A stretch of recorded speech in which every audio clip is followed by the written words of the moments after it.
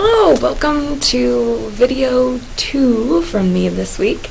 We're getting a little bit deeper into propositional logic here. We talked a little bit about propositions and what they are in the last video.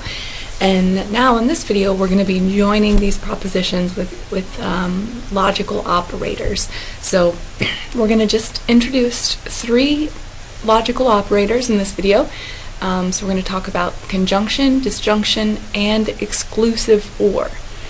And then in the last video, or 2, probably we might split this up into 2 videos, we're going to talk about some other logical operators. So just make sure as you're watching this video to pause at every time that's mentioned. There's a quiz, couple mini quizzes, 3 little mini quizzes with 2 questions apiece. You've got 2 attempts, so I definitely want you to do well and learn them. They're just kind of little tests. So you will be required to look up some information online about the truth tables of these propositional conjunctions here, these operators. And so just make sure, be resourceful and do a little Googling and find something out about these propositional logic. But you'll see when that comes up, okay? So to give you a little motivation for this video and the rest of the videos this week, eventually what we're trying to build is an understanding of, you see this long, big compound proposition. So we've got quite a few logical operators going on here. We've got, let's see here. Oh, I can do my laser pointer here. Oops, maybe. We've got implication. We've got this conjunction. Well, implication, also conditional, okay? And don't worry, these might not make sense right now, but just to see where we're going with this. So we're also going to talk about these variables, which are actually representing propositions in this context. So eventually, by the end of this week, you'll be able to show that this whole big mess here is always true. So no matter what the truth value of each of these propositions is, this is always going to be true. So that'll be in your final quiz for the week. So just kind of give you a heads up. Keep in mind we're trying to work here. That's where we're going. So let's get started here. Next slide. So just as a reminder here, what's a proposition? So we talked about really briefly what a proposition was, and we're just trying to build these mathematical statements.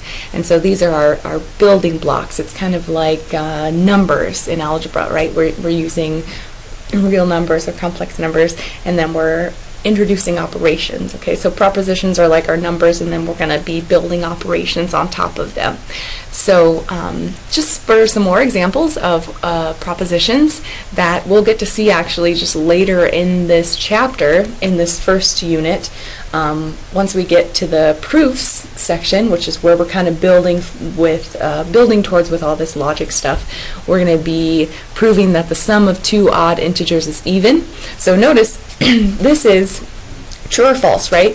If it's true, I should be able to take any 2 odd integers and show that they're even. And so if you do this, you'll find out that you'll never actually get to the end of it. So that's why we need logic, and we need to be able to prove this without looking at specific values, because we'll never be able to stop looking at specific values. And so we'll talk about things like this. And then if you notice here, I want you to think about these 2 here. These are both propositions. We can determine if they're true or false. But actually one of these is true and one of them is false. And so again, to give you a little bonus opportunity, if you send me an email, if you send me an email, let me know which one of these is true, which one of these is false. So is this one true or false? An odd integer can be represented by some integer times 2. An even integer can be represented by some integer times 2. And this is an online class, guys. You got a whole bunch of resources out there for you. So if I ever talk about a word you don't know, just pause it, Google it, or pause it, Google it. If you're Still not sure, send me an email, okay? So if you're not sure what this word integer means, go ahead and pause and look it up. Do some research, okay? I want you to be able to work on answering your own questions and asking me for help. So kind of find a balance there. So yeah, email me. Which one of these is true? Which one of these is false? One's false, one's true. So think about those little guys there, okay? All right, so now, just like you did when you went from elementary school to middle school, probably. Elementary school, you're doing arithmetic, you're multiplying numbers, like 5 times 5 is 25. And then you got, I don't know, maybe middle school, you started saying 5 times some number x is 10. So we introduced these variables to kind of generalize this and kind of build up our mathematical toolbox, okay? And that's the same thing that we're going to do with these propositions. So now we want to generalize this and kind of find out more information about these propositions. So instead of writing them all out in complete, sentences and detail and stuff, if we can represent them as a variable and kind of generalize different properties of these propositional variables, that'll be really handy down the road here. So just keep in mind, we're going to be representing propositional variables with letters, just like we do with variables, and it's just kind of conventional, especially in this text, that you represent these propositional variables as P, Q, R, and S. It's kind of like in algebra when you see X all the time. Okay, it's just kind of a conventional thing. It's not required by any means. You could do smiley face, you could do a little kitty, you could represent them a lot of different ways, but most of the time you're going to see P, Q, and R. Sometimes you'll see capital A, capital B, but generally in this text, those capital letters are going to be used to denote sets. So, and we'll get there soon too. But so again, thinking back to that definition of propositions, remember it's always true or false, one or the other. Okay, so just like in algebra, where those variables x were representing some number, in this case, our propositions are representing a truth value.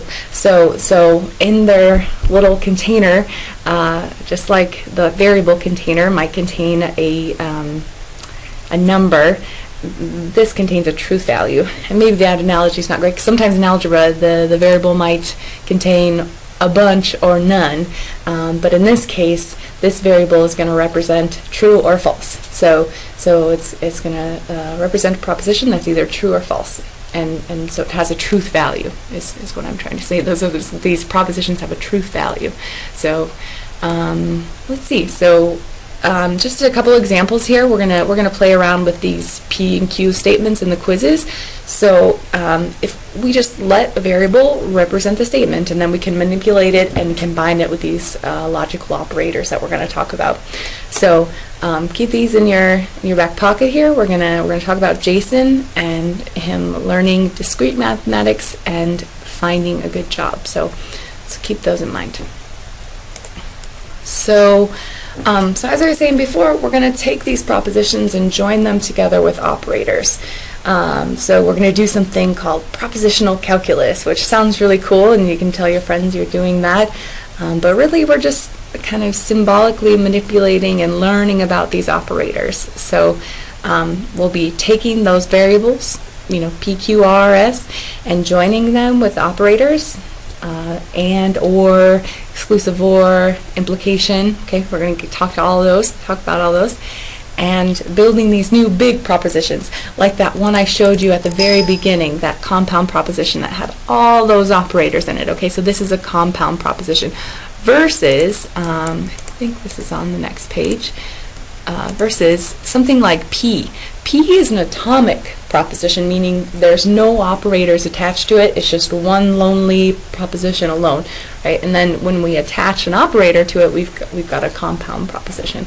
So so just kind of to motivate this section and building here a little bit, to let you know where we're trying to go with this. Again, we're building up to the idea of a mathematical proof. So we need to understand how to flow through these arguments logically to make sure that we're actually arguing something that's true and accurate. And Another really great thing that we're going to use with the information that we build here are logical equivalences. And so we'll get into logical equivalences in the next couple of videos. But the idea is if we might be trying to prove a statement such as this one. We might be trying to prove that if 3 times some integer plus 2 is odd, then n is odd. And we might look at that statement and not quite know how to approach it. So the nice thing is here is we're going to build a toolkit of logical equivalencies. So if we prove one compound proposition and it's logically equivalent to another, then we've proved both of them. Okay, so in this case, actually, these two statements are logically equivalent. Okay, this is what's called the contrapositive of this implication, and we're not there yet. We're going to get there when we talked about the conditional. So hold on, just a sneak peek here, and kind of to give you an idea of where we're building. So logical equivalences are nice to help us prove statements and understand equivalent things that might be more straightforward to prove. So we're going to be proving logical equivalences with truth tables, which we're going to actually get into in this video a little bit, and also just by using smaller logical equivalences and connecting those. Okay. And then like other fun thing are tautologies and contradictions. So tautology is something that's always true. Contradiction is something that's never true. So this is kind of a fun example that you can tell your friends. This is a true statement, okay? If X is an element of the empty set, then Kaylee, me, is a green-haired monster. So I'm going to argue that this statement is true. So if anyone can send me an email or post on a discussion board, actually, I think, yeah, that's a good idea. I'm going to make a discussion board for posts from these lectures, okay? So post on the lecture discussion board about why is this true? Why is this implication true? So if X is an element of the empty set, then I am a green-haired monster. I promise I'm not a green-haired monster, but even though I'm not, this is still true, okay? So post on that board. I'll link to it after this video. Alright, so the first operator we're going to talk about is negation. And notice this one, we only need one proposition to negate. So keep that in mind because the other ones we're going to have two propositions joined together to use these operators. So negation is exactly what you'd expect it to be. It's kind of like a natural operator. It's just, think of the opposite. So it is not the case that P. So let's look at some examples. Again, right, we've got P and Q. These are our atomic propositions that don't have any operators on them. So I just want to think about maybe one of these, and I want to try to negate it. So let's see here. Oopsies. Sorry. This is so I want to negate P. So let's get my pen out here. I'll get better at this every time that I do this, okay? So if I want to think about the negation, oh my goodness, this is not cooperating with me. I want to negate P. Okay, so actually, I'm going to leave this up to you guys because I'm having pen issues right now. So tell me in that discussion board, okay? Go ahead and go on there and talk about what the negation of P is. So, I mean, if you were to say it in English, what would it be? So, I'll give you a hint, right? Here we have this English kind of translation of that symbol, negation. Negation P just means it is not the case that P. So if we think about negation of P, where P stands for Jason learns discrete mathematics, the negation and kind of ugly, logic-y kind of stuff would be, it is not the case that Jason learns discrete mathematics. So I want you to think about how to say that a little nicer, but still have the same meaning. Because that's what you have to be careful with when you're writing out these propositions, going from symbolic form to the English form, is sometimes the translation can get a little bit mushy. So just make sure that it still means the same thing. And the way that you could check that is just make sure that it's true and false at the same moments, if that makes sense. So think about the negation of P and Q. I think you guys can handle that and post on the discussion board if you want, okay? So this is our first truth table, okay? So a truth table, in this case, we only have one atomic proposition. So we start with our atomic propositions, just our singular one without any operators, and then we do whatever operations we need to do on it. So in this case, we're taking P and we're negating it. So we start by listing our atomic proposition, and remember, all our propositions are either true or false. So if we want to list all possible truth values for P, we need to list true and false. Okay? And if we negate it, we just have the opposite truth value. So if P is true, well, the opposite of that is false. So the negation of P is false. If P is false, we swap the truth table, truth value. Negation of P is true. Okay? So you want to kind of have these handy. I would write down all the logical operators and their truth tables and have them ready in this couple weeks here, because it seems really straightforward right now probably, but once we get a big one going like that one I showed you at the beginning, it's going to get a little bit trickier to keep track of. So it's important to kind of keep these operators going, start getting comfortable with the symbols and recognizing them. Something I haven't mentioned, notation is going to vary from text to text and site to site. So just make sure you're paying attention to the notation that's used in this course, in this text, just so that when you get to the test, you're not wondering what these symbols mean, because maybe we use a little bit different notation than if you've learned logic things in the past. So just keep that in mind. So now I want to take it to the next level. Before, with our negation, we just had one proposition. Now I want to join two propositions. Okay? And so remember, in a truth table, we need to list all possible truth value combinations, because that's what we're trying to do in our truth table. We're trying to list what's the output depending on our input of truth values. So we're trying to say what happens if this proposition is true and this proposition is false, or vice versa, or true true or false false. So I want you to just take a minute and think about all the possible truth value combinations. Okay, so I already said a few, right? So hopefully you've come up with, okay, both of the propositions could be true at the same time. Both of them could be false at the same time. One could be true, one could be false, and swapped, right? So we have 4, okay? Now, to go on to where we're going eventually, think about how many truth value combinations there are if I have 3 propositions, okay? So put that nugget in your head and think about it for a little bit, okay? We're going to focus on 2 for now, but it's good to look ahead and think about 3. Okay, so here's those truth value combinations that I was talking about. So this is our first operation that involves 2 propositions, a conjunction, okay, just and, really, and it's denoted by this little caret here, okay. So I think that and makes sense in the English language. Some of the operators are a little bit hard to wrap your head around English-wise, but I think you can wrap around this one.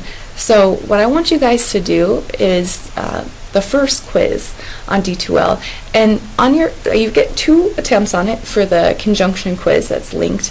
For the first one, I want you to try to think about the English representation of P and Q here. So for example, Jason learns discrete mathematics and Jason will find a good job, okay? And I want to think about what happens if both of these are true and we join it by and. Is this whole statement P and Q, is it true or false? What if it's true that Jason learns discrete mathematics but he doesn't find a good job? Overall, is the statement true or false? Okay. And remember, you're not changing the way this statement is stated. You're continuing to state it as Jason learns discrete mathematics, and Jason will find a good job. But you're just saying, okay, suppose Jason learns discrete math. Suppose that's true. Suppose it's false that Jason will find a good job. So we take a true statement, join it with and a false statement. So what is P and Q? Is it true or false? Because even though this is a compound proposition, okay, it still has a truth value of true or false, okay? So we got to make sure that for each of these combinations, we just list true or false, okay? So it's going to be in that conjunction quiz, and so you're going to go through and complete that conjunction truth table, and you're going to list these truth values, okay? And then you're also going to write out the English representation of P and Q here. And so those are all those details are listed on D2L, so you don't need to, frantically copy this stuff down or anything. So take a minute, pause me, do that quiz, and come back. We're going to talk about disjunction next, okay? So take the quiz, come back.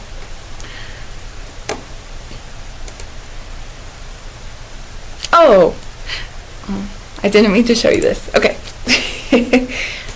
Oh, okay. So one more piece of information about this conjunction. We want to make sure that we understand different ways that these operators might be stated. Because if we're trying to prove some statement, it's really important that we understand what operators are involved to make sure that logically we've proved everything that needs to be proven. So just note that sometimes the word but will be used instead of and. So there's a couple examples here. So we've got two atomic propositions here. You've got an A in this class. And the other one maybe is you do every exercise in this book. Okay? So all they're saying here is this but just means and. Okay? So just make sure if you see a but, you think of and. Okay? Alright. Nothing crazy there. Alright, now we're going to talk about disjunction, or. So there's two types of ors that we're going to be dealing with in our little logic preview here. And the first one is inclusive or. Okay? The way I think about this one, the way I remember it, is that it's only false once. It's only one time where it's false. It's false if both are false. Okay? So this is an okay example. Again, sometimes when you go to English, it's a little wishy-washy, but you do your best to try to wrap your head around why these operators have these truth values when you combine them. Okay? So this is an example of an inclusive or. So students who have taken Math 102, College Algebra, or Math 115 may take this class. Okay? So this is saying, we're saying it's inclusive because it doesn't matter if both of these things are true. It still makes sense, right? If you've taken Math 102, so that's true. You've also taken Math 115, so that's true. If you join it by or, it's still okay, right? You're still okay to take this class. So the only time that this would be not okay would be you didn't take Math 102 and you didn't take Math 115. The system's not going to let you into this class because those are prerequisites, and most likely, right? Again, a little wishy-washy, but for the most part, kind of try to wrap your head around that. So it's okay if both. It's okay if just one, right? Maybe you just took Math 102. Maybe you just took Math 115. Okay, or you took both, right? So inclusive or. So only false if both are false. Okay? And the other. Oops, I'll put this one. The other one, moves later. The other one is exclusive or. Okay, so we're going to talk about that after we finish disjunction and after you finish the quiz on disjunction. So just like we did with conjunction, we are going to do a little quiz and you'll do a little research to find out about disjunction. So disjunction, just or. we join two propositions, P and Q, and we join them with or. So we've got P or Q. Okay. So again, it's helpful to kind of go back to English and think about how it might relate with those truth values, or go back to our example here with these prerequisites examples. I kind of like that. So think about, what do you think would happen if we've got true or true, true or false, false or true, false or false. So that's what you're going to do in the quiz. Just finish up this truth table, and you're going to list the different truth values of P or Q depending on whether P is true or false and Q is true or false. So go ahead and complete that quiz, complete that truth value. You'll also be doing one little example on rewriting that inclusive or in English. Okay? So take a couple minutes, take the quiz. Remember, you've got 2 attempts. So maybe on the first attempt, just give it your best shot. Just guess and see if your idea is on the right track. And then maybe if you're wrong, then do a little research, look online, find out more information about that inclusive or, and then try to take the quiz again and get 100%. Okay? All right. Okay, so this is the other or that I was talking about earlier. The other or is exclusive or. Okay, the way that I remember this, exclusive or is one or the other, but not both. Okay, remember with inclusive or, if you took both courses, it's okay, right? But in this case, probably they might charge you extra, right? It might be okay, but they're going to charge you extra. What they mean is you need to select, do you want soup or do you want salad? But not both, right? So soup or salad. That's another example, or that's an example of a use of exclusive or. So one or the other, but not both. Okay. All right. So, and we use this little symbol here. And again, sometimes you'll see like X or in different notations. So just heads up on that. But that's what we'll use in this course. So what I'd like you to do now, just like you did with disjunction and conjunction, I want you to think about the truth table for exclusive or, finish up these truth values, and tell me, if P is true and Q is true, what's P exclusive or? Is it true or false? And again, 2 submission attempts possible. So this quiz has 2 questions. The first one is just like the disjunction and conjunction, where you're just completing these truth tables. The second question, you've got, I think, 3 sentences, and you're going to go through and determine, are they using an inclusive or here or an exclusive or here? So you want to kind of have those 2 definitions straight or written down to determine which one's which. Okay? So take that quiz, pause me. And actually, I think we're, oh, don't look at that. Oh, you probably paused it. Okay, so hopefully you've taken the quiz and you came back to me, or you're still listening, that's okay too. So, get a little excitement here. Next we're going to talk about implication or conditional, okay? So what we're going to do to try to understand that operator, we're going to have a little party, okay? And I might just put you guys in my party because I did this in class, and so I had 4 people come to my party, but I don't know if I'll have a chance to catch you guys, see if you want to come to my party. So come back and after that quiz, and we'll talk about implication in the next video. All right, and just let me know if you have any questions, okay? Talk to you guys soon. Bye.